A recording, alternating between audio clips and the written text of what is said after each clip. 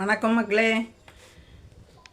இந்த உலகத்தில் தருணம் வரும்போது தருணம் பார்த்து செய்வங்க இருக்காங்க. அதான் பகல் வெல்லும் கூகை காக்கைன்னு சொல்லியிருக்கு.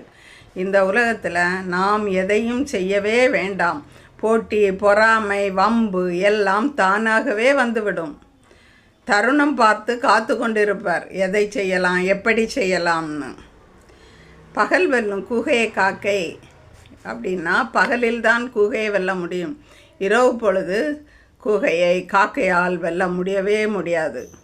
காரணம், கூகைக்கு பகலில் கண்ணு தெரியாது. அதனால் கண்ணு தெரியாதனால பகலை அதை கொன்றலான்னு காக்கை நினைக்கும். அதுபோல் மனிதர்களும் யாரை, எங்கே, எப்படி சதி செய்வது என்று காத்து கொண்டிருப்பார். நேரம் வரும்போது முன்னேற்ற பாதையில் சென்று கொண்டிருக்கிறவர்களை முடித்து விடலாம் என்று கங்கணம் கட்டி கொண்டிருப்பார். அந்த சமயம் பார்த்து நேரம் வரும்போது அவர்களை முடித்து விடுவார். இதுதான் மனித இயல்பு. எனவே வாழ்வில் மிக மிக கவனம் தேவை.